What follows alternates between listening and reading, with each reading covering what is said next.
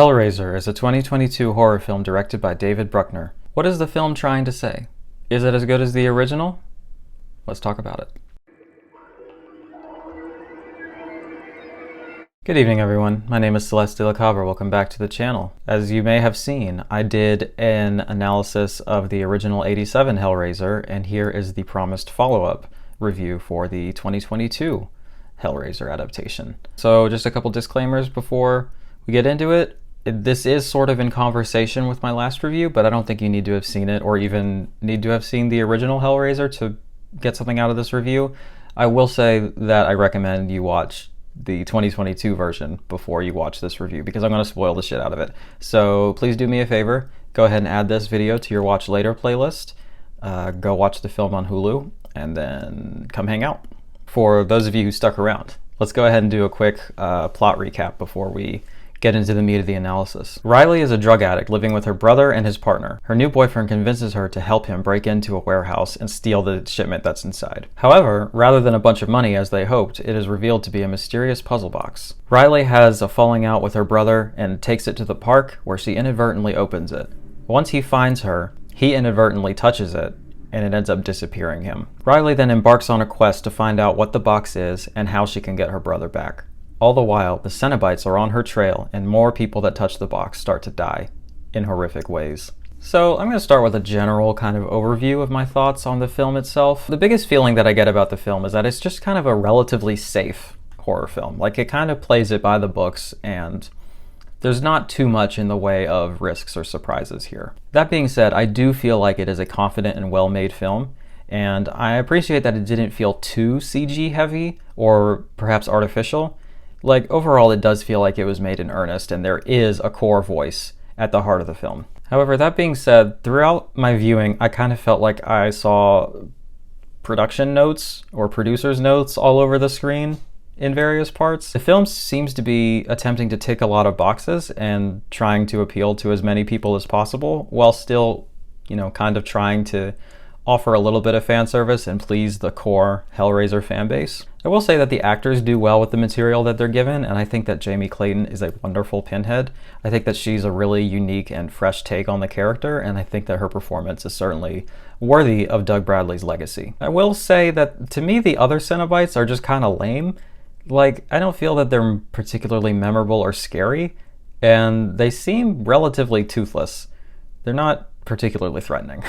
So in terms of how I analyze this film, to me it is clearly a film about drug addiction, and I think the puzzle box represents hard drug use. The character Roland Voight uses the box specifically to achieve pleasures, sensations, and experiences not possible through any other means. This parallels the way that psychoactive drugs unlock experience and levels of pleasure otherwise not possible to achieve. However, in both instances, these new pleasures come at a severe cost. In terms of how this metaphor relates to Riley, she's not actively seeking pleasure from the box as the same way Roland is, but she is drawn to it and she can't seem to let go of it, and her attachment to it ends up killing several of the people close to her. For Roland, the box represents how drug use affects the user, whereas for Riley, it represents how her addiction affects and hurts the people around her. For Riley, the box, much like addiction, promises new pleasures, but in reality, it only gives her and the people around her suffering. The film also kind of ends with a pretty general message about taking accountability for your own actions.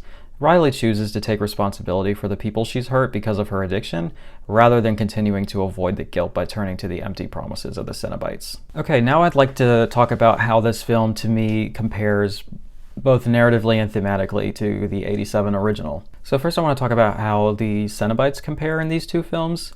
Rather than the morally gray and mysterious characters of the original, I feel that the Cenobites in this film are just unquestionably evil, and they honestly just serve mostly as window dressing for the protagonist's character arc. Whereas in the original film, the Cenobites can be reasoned with and seem to have consistent moral standards that punish people based on the victim's actions, in this film they seem to just torture people indiscriminately.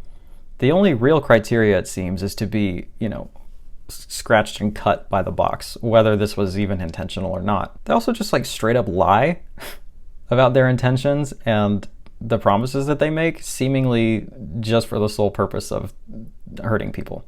Now, this makes sense when we're talking about in the context of this film because it works for the addiction analogy, but to me, this portrayal of them is a lot less interesting or thematically rich than the more ambiguous take in the original. While the puzzle box here represents hard drugs, in the original it represents any sexual desire that society deems to be non-normative. The original subtext of the box is again much more morally gray and highlights the problems inherent to lumping in queerness and kink with incest and non-consensual BDSM.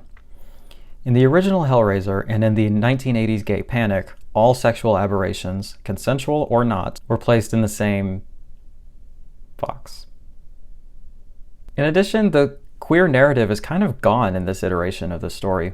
The queer characters are only there incidentally, and to me, this is kind of a microcosm of both the progression and the regression in queer representation in film. I feel that this is an example of the progression of queer representation because queerness is no longer relegated to simply subtext.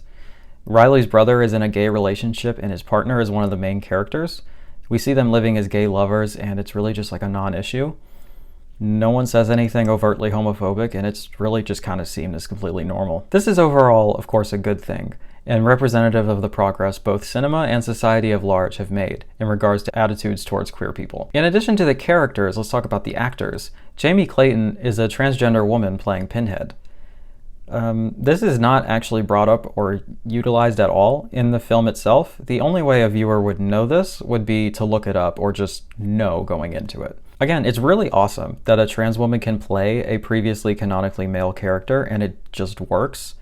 The film treats her as female and it's, again, a complete non-issue. However, these modes of representation to me are still somewhat regressive. While queerness as subtext is not ideal and reflective of homophobic attitudes, any fan of classic cinema will tell you, and classic Hollywood in particular, anything made during the Hays Code will be able to tell you that subtext forces writers to make more subtle, thoughtful, and interesting characters. The Cenobites and the motivations for the characters in the original are far more interesting to me than in this adaptation. The queerness in this film is just completely incidental. It's not central to the plot, the themes, or the aesthetics of the film at all. There are no comments on gender ambiguity or queerness at all, despite making horror history in Clayton's casting. Any queerness present at all is ancillary or relegated to side characters or behind-the-scenes knowledge. Now, to be perfectly clear about this point, I don't want to go back to pure subtext. I do want to meet in the middle on these two things. I really don't want to return to a world where overtly queer characters are like script killers or greenlight killers, or writers are forced to beat around the bush in regards to these characters and these issues. I really just want films that have overtly queer characters and have thoughtful, subversive, and interesting things to say, and I don't feel that this film really succeeds in the latter. So I guess for an overall score and assessment, I would give it like a 6 out of 10. I do think it's a fine and well-made film with interesting ideas and a compelling script, although I do think it's a little touch overlong and could be a little bit better paced. However, I think for the most part, it is well paced and pretty captivating. I just simply wish that it wasn't so safe and instead was more ambitious and took more risks.